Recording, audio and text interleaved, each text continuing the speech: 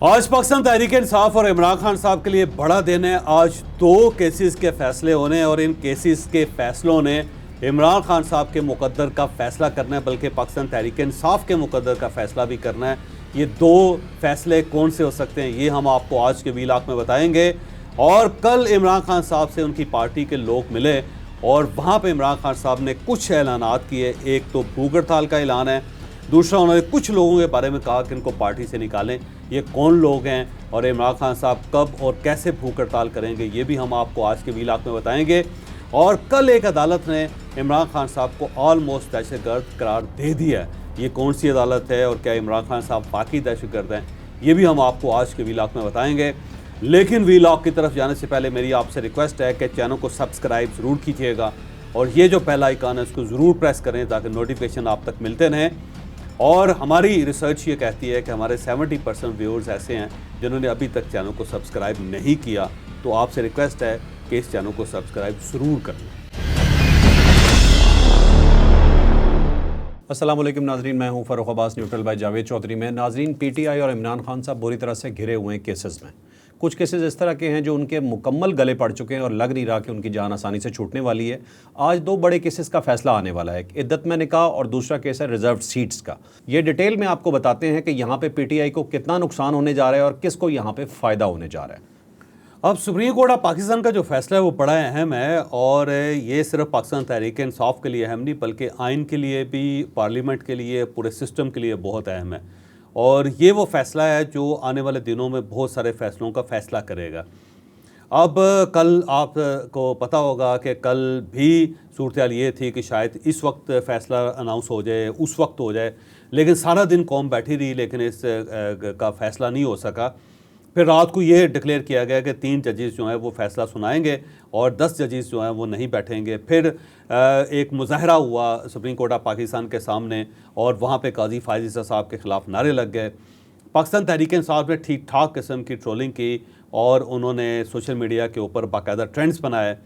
फिर उसके बाद रात के वक्त 10 बजे के करीब ये पता चला कि सुप्रीम कोर्ट ऑफ पाकिस्तान ने यह फ़ैसला किया कि 13 के 13 जजेस जो हैं वो बैठेंगे और बैठ के ये फ़ैसला अनाउंस किया जाएगा। और उससे ऐसे पता लगा कि जैसे पाकिस्तान तहरीक इंसाफ के प्रेशर में अदालत आ चुकी हैं।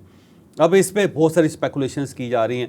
कुछ लोग ये दावा कर रहे हैं कि ये 8/5 की रेशो से इमरान खान साहब की फेवर में फ़ैसला आ जाएगा और इमरान खान साहब को ये हक दे दिया जाएगा कि आप दोबारा उसी स्टेज पे चले जाएं जिस पे 8 फरवरी को इलेक्शन हुए थे, पार्लियामेंट का इजलास हुआ था। फिर आपके पास 3 दिन होंगे कि आपके जो आज़ाद अरकान हैं वो किस पार्टी में जाएं। वो पाकिस्तान तहरीक इंसाफ को भी ज्वाइन कर सकते हैं क्योंकि एज ए पार्लियामानी पार्टी आपकी मौजूद है। इलेक्शन कमीशन ने उसे फ़ारिग नहीं किया था, तो जब पार्टी मौजूद है तो आपके जो आज़ाद अरकान हैं वो पार्टी को ज्वाइन कर सकते हैं। तो हो सकता है इस किस्म की एक फेवर इमरान खान साहब को दे दी जाए क्योंकि Supreme Court of Pakistan Sunni Ittehad council को ये सीटें नहीं दे सकती। उसकी बुनियादी वजह यह है कि सुन्नी इत्तेहाद कौंसिल ना तो उस वक्त उसने इलेक्शन लड़ा, ना ही वो उसके बल्कि इवन उनके जो चेयरमैन हैं उन्होंने भी इलेक्शन नहीं लड़ा, तो उन्होंने भी आज़ाद हैसियत से इलेक्शन लड़ा था। फिर उन्होंने फहरिस्त से जमा नहीं करवाई और अगर ये सुन्नी इत्तेहाद कौंसिल को ये सीटें मिल जाती हैं तो फिर ये आइन के अंदर इनहराफ होगा, फिर एक नया आइन रीराइट कर रही होगी सुप्रीम कोर्ट ऑफ पाकिस्तान। फिर इसका मतलब ये हुआ कि कोई भी इसके बाद सियासी जमात अगर अपनी फहरिस्त जमा नहीं करवाती इलेक्शन से पहले तो फिर उसको ये अलाउड होगा कि वो बाद में फहरिस्त जमा करवा के अपने आज़ाद उम्मीदवार या मखसूस उम्मीदवार जो हैं उनके लिए फ़ैसला कर सकती हैं। फिर ये भी एक प्रेसिडेंट तय हो जाएगा कि अगर आपकी पार्टी ने कोई सीट भी हासिल नहीं की पाकिस्तान के अंदर तो फिर भी आप एक पार्लियामानी पार्टी बन सकते हैं और फिर भी आज़ाद हैसियत से आप लोग आपको ज्वाइन करके वो कौमी असम्बली के अंदर ठीक ठाक किस्म की अपनी रेशो हासिल कर सकते हैं, जो ज़ाहिर है मेरा ख्याल है जमहूरियत के जो रूह है उसके मुनाफी होगा। और फिर उसके साथ ये भी तय हो सकता है कि कल को अगर सुन्नी इत्तेहाद कौंसिल पाकिस्तान तहरीक इंसाफ के साथ हाथ कर जाती है तो वो फिर एक पाकिस्तान तहरीक इंसाफ एक क्राइसिस का शिकार हो जाएगी। तो अगर इस टाइप का फ़ैसला आए कि सुन्नी इत्तेहाद कौंसिल को ये सपोर्ट की जा रही है या उनको सीटें दी जा रही है तो फिर एक आइन के अंदर एक नया बिगाड़ पैदा हो जाएगा जो पूरे सिस्टम के लिए मिसाइल पैदा कर देगा। तो मेरा नहीं ख्याल कि सुन्नी इत्तेहाद कौंसिल को इसका कोई फ़ायदा हो सकता है क्योंकि सुन्नी इत्तेहाद कौंसिल को फ़ायदा पहुंचाने का मतलब ये है कि आपने फिर आइन को दोबारा रीशेप कर दिया और अगर सुप्रीम कोर्ट ऑफ पाकिस्तान ने रीशेप कर दिया तो फिर ये मामला बिगड़ते हुए नजर आएंगे। हाल पता पाकिस्तान तहरीक इंसाफ को ये रास्ता दिया जा सकता है कि जनाब आपके साथ बड़ी ज़्यादती हुई और इलेक्शन कमीशन ने जो हमारा फैसला था 13 जनवरी का उससे गलत रीड किया जिसका आपको नुकसान हुआ है, तो हम उस केस को खोल देते हैं और साथ Supreme Court of Pakistan direction दे सकती है पाकिस्तान तहरीक इंसाफ को कि आप इसके ऊपर नज़रसानी जो एक अपील है वो दायर करें, और इसके ऊपर फिर हम इस चैप्टर को खोलते हैं और इलेक्शन कमीशन को बुला के ये कहते हैं कि आपने ये फैसला मिस इंटरप्रेट किया है, जिसकी सज़ा आपको मिलेगी, पाकिस्तान तहरीक इंसाफ को इसका फ़ायदा होगा। तो मेरा ज़ाती ख्याल है पाकिस्तान तहरीक इंसाफ को इसका को फ़ायदा दिया जाएगा, क्योंकि जो कार्रवाई अदालत के अंदर चल रही थी उसके अंदर बार बार ये सवाल उठाए जा रहे थे कि हमारा फ़ैसला इलेक्शन कमीशन ने गलत इंटरप्रेट किया और इसका नुकसान पाकिस्तान तहरीक इंसाफ को है, जबकि ये नुकसान इलेक्शन कमीशन को होना चाहिए। तो एक मेरी गट फीलिंग है कि हो सकता है पाकिस्तान तहरीक इंसाफ को एक रास्ता दे दिया जाए कि आप जनाब इसको दोबारा इस फैसले को चैलेंज करें, ताकि इलेक्शन कमीशन को बुलाया जाए और इलेक्शन कमीशन को बुला के पूछा जाए कि जनाब आपकी गलती है जिसका नुकसान पाकिस्तान तहरीक इंसाफ को हो रहा है, तो पाकिस्तान तहरीक इंसाफ को उसका हक मिल जाए। तो हो सकता है साथ उनको ये डायरेक्शन भी दी जा सकती है कि जनाब आप अब अपने आइन के मुताबिक आप एक इलेक्शन करवा लें जो बाकायदा फ्री एंड फेयर होना चाहिए, ताकि आपका जो चेयरमैन है उसका फ़ैसला निबट जाए, ताकि बल्ला जो है आपको वापस मिल सके। तो एक पाकिस्तान तहरीक इंसाफ को तो इस फैसले का फ़ायदा हो सकता है, लेकिन शायद सुन्नी इत्तेहाद कौंसिल को इसका फ़ायदा ना हो सके, क्योंकि काजी फायज़ ईसा साहब ने यह भी कहा था कि अगर कल सुन्नी इत्तेहाद कौंसिल आपके साथ हाथ कर जाती है तो फिर कहाँ पे स्टैंड करेंगे। तो मुझे लगता है कि सुप्रीम कोर्ट ऑफ पाकिस्तान के दिल में इस वक्त हमदर्दी है पाकिस्तान तहरीक इंसाफ के लिए, और वो हमदर्दी इस केस के अंदर झलकेगी। ठीक है। और ये भी हो सकता है कि जब फैसला हो तो उसके बाद बहुत सारे लोग शादियाने बजाने शुरू कर दें, गवर्नमेंट ये समझे कि हम जीत गए हैं, पाकिस्तान तहरीक इंसाफ ये समझे कि हम जीत गए हैं, और सुन्नी इत्तेहाद कौंसिल जो है ना वो भी महसूस करे कि हम जीत गए हैं। लेकिन बाद में जब इस फैसले की तशरीह आएगी या ये फैसला जब तफसीली तौर पे आएगा तो फिर उसके अंदर से बहुत सारी नई चीज़ें निकलेंगी। लेकिन ये फ़ैसला अहम बहुत ज़्यादा है। ये फ़ैसला उतना ही अहम है जितना 62 और 63 का फ़ैसला था, जिसमें इमरान खान साहब को सादिक और अमीन डिक्लेयर किया गया था। तो इससे आइन के अंदर बहुत सारी चीज़ें खुलेंगी, और कुछ लोग तो ये भी कह रहे हैं कि हो सकता है पार्लियामेंट को भिजवा दिया जाए और उससे कहा जाए कि जनाब ये आपका गंद है, आप इसे खुद साफ़ करें। लेकिन मुझे नहीं उम्मीद कि ये पार्लियामेंट भिजवाया जाएगा, क्योंकि जितना इसके ऊपर लंबी समात हुई हैं, जितनी इसके ऊपर बहस हुई है, तो सुप्रीम कोर्ट ऑफ पाकिस्तान इसके ऊपर अपना वर्जन ज़रूर देगी। दूसरा, ये फ़ैसला होगा स्प्लिट, और ये नहीं होगा कि कोई एक मुत्तफ़िका फ़ैसला आ जाए। मुत्तफ़िका नहीं होगा। अगर ये मुत्तफ़िका होता तो 2 इजलास सुप्रीम कोर्ट ऑफ पाकिस्तान के अंदर ना होते। तो कुछ लोगों को कन्विंस कर रहे हैं, और उसका आपको रिज़ल्ट जो है ना आज नज़र आएगा। दूसरा, इद्दत के अंदर निकाह था, वो भी क्योंकि 12 तारीख दी गई थी मजोका साहब को, अफसल मजोका साहब को, तो आज उन्होंने फ़ैसला सुनाना है। दस्तूरी तौर पे तो उन्हें सुनाना चाहिए, और अगर वो सुनाते नहीं हैं तो महफूज कर सकते हैं इस फ़ैसले को। और उसके बाद अगर इमरान खान साहब को रिलीफ मिल जाता तो इमरान खान साहब फिर उसके बाद जेल में रह नहीं सकते, क्योंकि वो तो आज़ाद हैं, फिर वो कैद में नहीं हैं। अलबत्ता जो लाहौर इंसदाद दहशतगर्दी की अदालत के फ़ैसले हैं उससे ये है कि वो पुलिस कस्टडी में रह सकते हैं। तो पुलिस कस्टडी जो है वो उसको जेल के अंदर डिक्लेयर करके कि जेल के अंदर अब ये पुलिस के मेहमान हैं, ये जेल हुकाम के मेहमान नहीं हैं। तो इस टाइप का एक अरेंजमेंट किया जा सकता है। तो आज का दिन इमरान खान साहब के लिए बड़ा ही अहम है, पार्टी के लिए भी बहुत अहम है। हो सकता है कि ये जो फ़ैसला है इमरान खान साहब को और पार्टी को दोबारा पाकिस्तान की सबसे बड़ी पार्टी और सबसे बड़ा लीडर बना दे, और हो सकता है कि इमरान खान साहब के लिए ये फ़ैसला मज़ीद मसाइल पैदा कर दे। लेकिन बहरहाल आज के दिन में चीज़ें चूँ की तू नहीं रहेंगी, चीज़ें तब्दील हो जाएंगी, और इद्दत का निकाह जो है, इद्दत में निकाह जो है वो फ़ैसला भी बड़ा अहम है। उससे भी इमरान खान साहब की डेस्टिनी तय होगी। नाज़रीन, एक चीज़ तो आपको मालूम होगी कि अगर ज़मानत हो भी जाती है खान साहब की तो उसके बावजूद वो बाहर नहीं आ पाएंगे, क्योंकि दूसरे केसेस उनके लिए तैयार हैं। इन एनी केस उन्हें रहना अरेस्ट नहीं पड़ेगा। अब चलते हैं अपनी नेक्स्ट स्टोरी की तरफ। नेक्स्ट स्टोरी है हमारी, इमरान खान साहब की मुलाकात हुई अपने पार्टी रहनुमाओं से। उन्होंने बहुत ही कुछ अहम पैगामात दिए, उन्हें कुछ बहुत अहम इंस्ट्रक्शंस दी।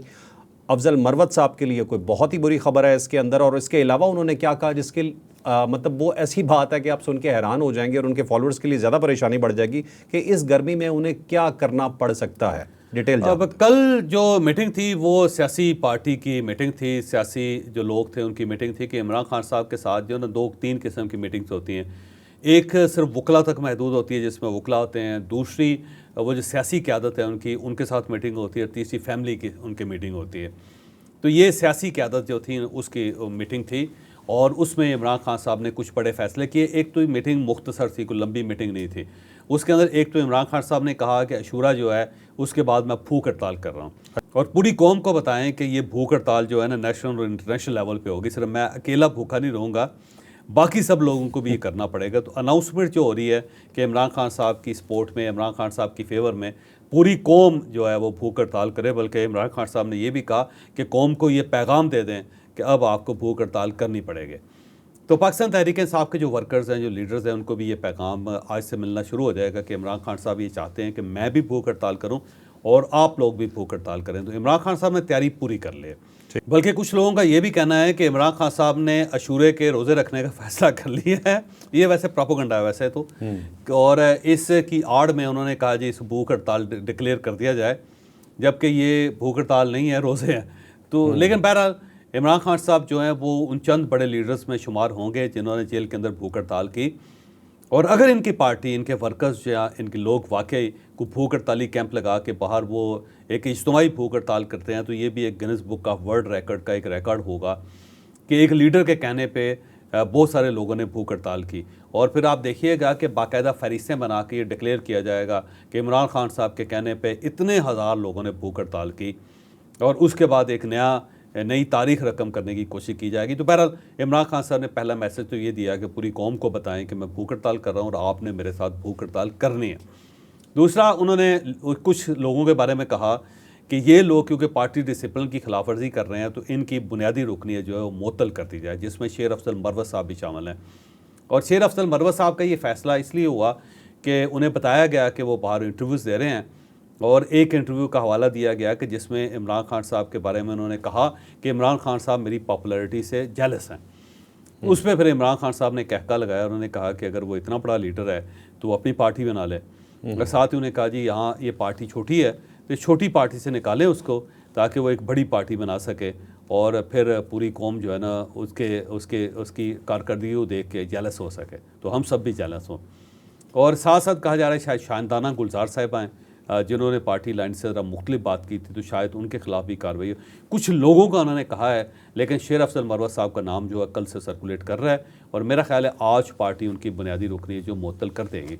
उसके बाद एक सवाल ये पैदा होगा कि क्या वो एमएनए रह सकते हैं। अगर तो उन पर डिफेक्शन क्लॉज लगती है तो फिर वो एमएनए नहीं रहेंगे। पार्टी अगर लिख के स्पीकर साहब को दे देती है कि जनाब हम इस शख्स को फ़ारग कर रहे हैं पार्टी से, तो आप इनकी जो रुकनीत एज ए एमएनए है उसको ख़त्म कर दें, तो फिर स्पीकर साहब नोटिफिकेशन जारी करके उनसे एमएनए की सीट वापस ले सकते हैं और फिर इलेक्शन कमीशन को लिखेंगे और इलेक्शन कमीशन जो है उनके हल्के में दोबारा इलेक्शन करवा देगा। तो मेरा ख्याल है पार्टी सरेदस्त तो सिर्फ उनकी रुकनीत मुअत्तल करेगी। ठीक है। और अगर शेर अफजल मरवत साहब ठीक नहीं होते और अपने मामलात को दुरुस्त नहीं करते तो फिर अगली स्टेज ये होगी कि उन्हें उनकी कौमी असम्बली की रुकनीत जो है उसे भी मुअत्तल करवा दी जाएगा या मनसूख करवा दिया जाएगा। तो शेर अफजल मरवत साहब के लिए कल की मीटिंग को बहुत अच्छी नहीं रही, क्योंकि उन्हें बहुत ज़्यादा उम्मीद थी कि मैं वापस आऊँगा इंग्लैंड से तो फिर इमरान खान साहब के साथ मेरी मुलाकात होगी, जब मुलाकात होगी तो मैं उनको कन्विंस कर लूँगा, तो मैं दोबारा अपनी पोजीशन जो है उसे बहाल कर लूँगा। लेकिन कन्विंस करना तो दूर, इमरान खान साहब ने तो उनकी रुकनीत मुअत्तल करने का हुक्म ही जारी कर दिया। ठीक है। चौधरी साहब एक चीज़ बताइए, अगर 40 से 50 डिग्री टेम्परेचर के अंदर आपको लगता है कि भूख हड़ताल पॉसिबल हो पाएगी, और वो भी बाहर कैंप लगा के? मेरा ख्याल है फ़र्क ये मुश्किल है बहुत ज़्यादा, क्योंकि उसकी वजह यह है कि गर्मी बहुत ज़्यादा है, साल बारिशें शुरू हो गई हैं, हबस शुरू हो गया, ये हबस का मौसम है। और ये याद रखोगे सब कॉन्टिनेंट की हिस्ट्री है कि हबस के अंदर कोई भी तहरीक इस पूरे रीजन में कामयाब नहीं होती, आज तक नहीं कामयाब हो सकी। आपको याद होगा कि जब इमरान खान साहब लाहौर से आए थे तो वो अगस्त का महीना था, उस वक्त भी मैंने कहा था कि अगस्त का महीना है, बारिशें बहुत ज़्यादा होंगी, हवस बहुत ज़्यादा होगा। तो जब बाहर से वॉरियर्स आते थे सब कॉन्टिनेंट की हिस्ट्री में, तो उस वक्त भी ये उनकी जो इस टाइप की जो मुहिमें होती थी वो कामयाब नहीं होती थी, यलगार कामयाब नहीं होती थी। तो आप पाकिस्तान के अंदर रह के इस हवस के मौसम में क्या चीज़ें तब्दील कर लेंगे, तो उस वक्त भी वो कामयाब नहीं हो सका था धरना। तो मेरा नहीं ख्याल कि ये भूख हड़ताल को लंबी चलने वाली, ये अलामती भूख हड़ताल होगी, 1 या 2 दिन की होगी, और सुबह लोग भूख हड़ताल पे बैठेंगे, शाम को खाना खा लेंगे, अगले दिन दोबारा कैंप में आएंगे, फिर भूख हड़ताल करेंगे, शाम को फिर खाना खा लेंगे। तो 1 या 2 दिन की अलामती भूख हड़ताल होगी, ये तामरग भूख हड़ताल नहीं होगी कि मरने तक जो है ना इंसान कैंप के अंदर बैठ के भूखा बैठा रहे, इस टाइप की नहीं होगी, मेरा नहीं ख्याल कि इस टाइप की होगी। ठीक है। अब नाज़रीन चलते हैं अपनी अगली स्टोरी की तरफ। इंसदाद दहशतगर्दी अदालत का एक फ़ैसला आया है और बहुत सख्त फ़ैसला है। खान साहब के बारे में उन्होंने कहा है कि वो बिल्कुल भी ज़मानत के हकदार नहीं है, क्योंकि उन्होंने हुकूमत का तख्ता उलटने की कोशिश की। और इस फ़ैसले में बहुत डिटेल से बताया गया कि 9 मई प्लान किस तरह हुआ था। ये पूरी डिटेल्स आपको बताते हैं, सुनिएगा ज़रूर, बहुत दिलचस्प मालूमात है। अब ये फैसला जो है ना इस्नाद दहशतगर्दी का फ़ैसला है, और कल जो इमरान खान साहब की अबूरे ज़मानतें थी वो सारी मनसूख कर दी गई थी, मुअत्तल कर दी गई थी। उसका तफसीली फ़ैसला आया, और कल जब तफसीली फ़ैसला आया तो उसने ख़ासा शोर पैदा किया, क्योंकि जज साहब ने इसके अंदर बड़ी डिटेल के साथ लिखा कि इमरान खान साहब की ज़मानत क्यों मुअत्तल की उन्होंने। उनका ये कहना है कि इमरान खान साहब और इनकी जो पार्टी है उसने बगावत फैलाई, उन्होंने दहशतगर्दी की, और उसके साथ साथ उन्होंने गवर्नमेंट को ओवरथ्रू करने को, यानी गवर्नमेंट का तख्ता उलटने की कोशिश की। इसमें लिखा गया कि 7 मई को एक मीटिंग हुई थी जिसमें 15 बड़े लीडर्स पाकिस्तान तहरीक इंसाफ के शामिल थे, और उसमें इमरान खान साहब ने बताया कि मुझे ख़तरा है कि 9 मई को शायद मैं गिरफ़्तार कर लिया जाऊँ, और अगर मैं गिरफ़्तार कर लिया गया तो यास्मीन राशिद साहबा जो होंगी वो क़यादत करेंगी, फिर हमने फ़ौजी तनसीबात जो उसके ऊपर हमला करना है, और हमने किसी को नहीं छोड़ना। तो ये फ़ैसला जो था वो 7 मई को हुआ, और वहाँ जो लोग थे उन्होंने कन्फर्म भी किया, और उसके बाद उन्होंने इसे तस्लीम भी किया, और वहाँ पे उन्होंने इमरान खान साहब की हाँ में हाँ भी मिलाई, और ये बाकायदा सरकारी गवाह जो हैं उन्होंने इसे इस्टेब्लिश किया कि ये वाकई हुआ था। और इसी तरह इस लिहाज से अगर देखा जाए तो ये पार्टी जो एक दहशतगर्द पार्टी है, क्योंकि इसने पाकिस्तान की सलामती को नुकसान पहुँचाया, इसने दफ़ाई तनसीबात को नुकसान पहुँचाया, और इसके साथ साथ इसने गवर्नमेंट का तख्ता उलटने की कोशिश की। लिहाजा ऐसी शख्सियत को और ऐसी पार्टी को ज़मानत नहीं मिलनी चाहिए, और इमरान खान साहब क्योंकि उसके सरबराह थे, लिहाजा अब ये ज़मानत का जो हक़ है वो खो चुके हैं, क्योंकि ज़मानत सिर्फ मासूम लोगों को दी जा सकती है, और ये लोग मासूम नहीं हैं। तो बड़ा खौफनाक फ़ैसला है और बड़ी खौफनाक ज़ुबान है। इसको अगर आप थोड़ा सा दूसरे फ़ैसलों के साथ रख के देखें तो आपको महसूस होगा कि फ़ैसला बड़ा बोल्ड फ़ैसला है। इससे पहले भी जजेस ने बहुत सारे फ़ैसले किए हैं, लेकिन ये लाइन नहीं ली जो इन जज साहब ने लाइन ली है, और बाकायदा आलमोस्ट उन्होंने इमरान खान साहब के ख़िलाफ़ फ़ैसला ही जारी कर दिया है। ये सिर्फ ज़मानत मनसूख करने का फ़ैसला नहीं लगता, ऐसा लगता है जैसे उन्हें कन्विक्ट कर दिया गया। तो पाकिस्तान तहरीक इंसाफ इस फ़ैसले के ख़िलाफ़ हाई कोर्ट जा रही है, लेकिन मेरा नहीं ख्याल कि पाकिस्तान तहरीक इंसाफ को सरदस्त वहाँ से कोई फ़ायदा हो सकता है, क्योंकि नीचे ट्रायल चल रहा है, और सुप्रीम हाई कोर्ट जो है वो ट्रायल कोर्ट को रोक नहीं सकती कि आप ये कार्रवाई ना करें।